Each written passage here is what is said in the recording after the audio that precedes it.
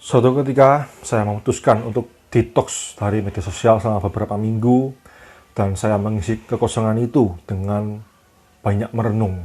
Mulai dari mempertanyakan value atau nilai-nilai yang saya pegang selama ini hingga pada akhirnya saya bisa menemukan sebuah potensi, sebuah karakter dari diri yang belum pernah saya pikirkan sebelumnya.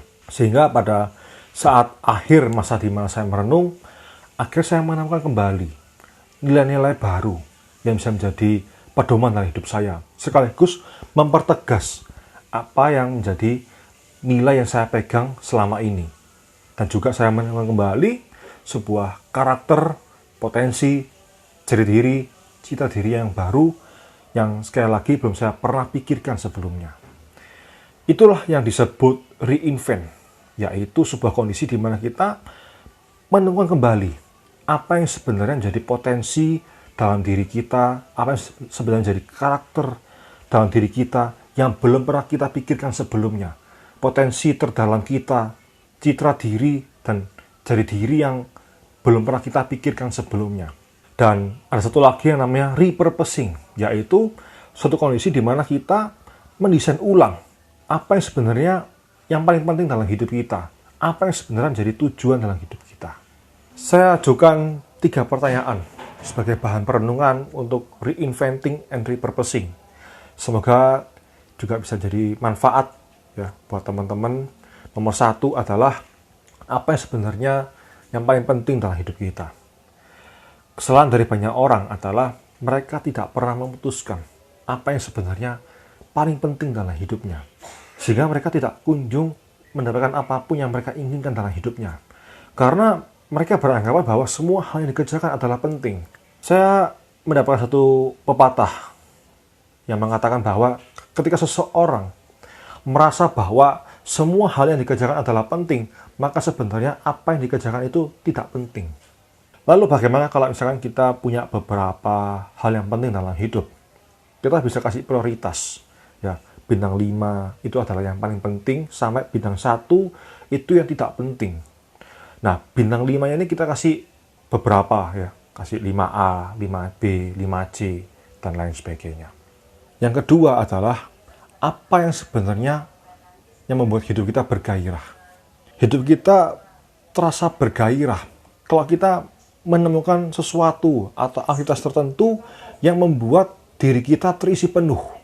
Kita tetap antusias, excited untuk mengerjakannya sampai lupa waktu, dan kita bersedia untuk mengerjakannya walaupun kita nggak dibayar, apapun kondisinya.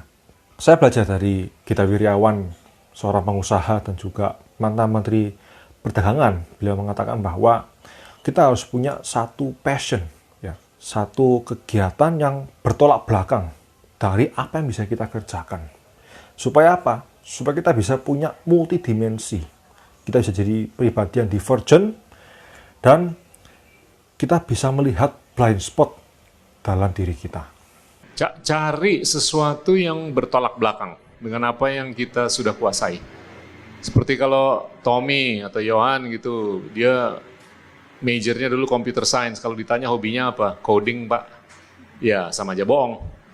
Tapi kalau background kita nuclear engineering, computer science, terus kalau mau nyari hobi, ya belajar aja baca puisi. Belajar aja main biola. Ya kan? Sekali lagi, divergensi itu sangat bermanfaat untuk kehidupan kita ke depan. Semakin kita tuh divergent, semakin kita bisa melihat blind spot. Banyak sekali orang pengusaha kayak pejabat kayak akademisi kayak siapapun itu kepleset karena dia tuh nggak bisa melihat atau bahkan mengantisipasi blind spot. Blind spot tuh apa sih? Kalau kita lagi nyetir tuh yang di sini nih, kita nggak bisa lihat kan? Yang nggak bisa kelihatan dari spion. Tapi semakin kita menggeluti sesuatu yang bertolak belakang dengan apa yang kita sudah kuasai, semakin kita tuh punya kapasitas untuk mengcover blind spot kita.